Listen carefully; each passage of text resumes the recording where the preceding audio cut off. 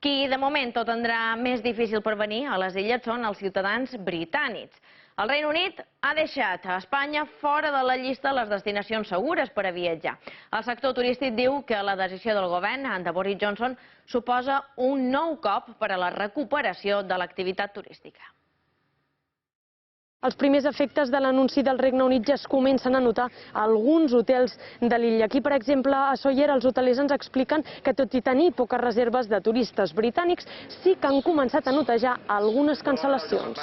Teníem reserves a partir del dia 26-27 de maig, no moltes, però algunes de tenies, evidentment, tot això se va cancel·lar, perquè clar, és molt complicat després quan tornes a casa teva, haver de fer una quarantena de 10 dies, haver de fer 2 o 3 PCRs. Dels 36 hotels que hi ha a la planta hotelera de Sóller, n'hi ha 14 que tenen ara mateix obert. L'ocupació, bàsicament, és de mercat alemany, i també hi ha qualque francès, suïssos, això, però bàsicament és mercat alemany, que venen aquí per fer senderisme, i l'ocupació estaria al voltant d'un 30 i un 40%. Depèn dels dies i depèn dels establiments. Aquest agroturisme d'interior, per exemple, ara mateix en té 3 de 7 habitacions ocupades.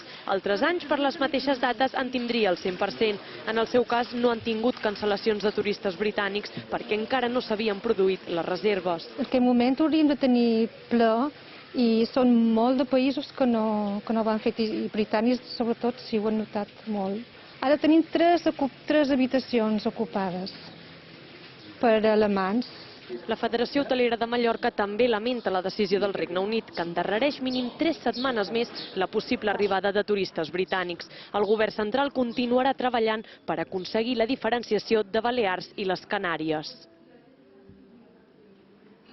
La presidenta Francina Armengol confia que les converses amb el Regne Unit perquè avaluïn la situació a les Balears al marge de la resta de l'Estat acabaran donant el fruit. En aquest moment ja Unió Europea, que això és important explicar-ho, ja té l'acord que se mira per territoris, no per països. Tots els països de la Unió Europea.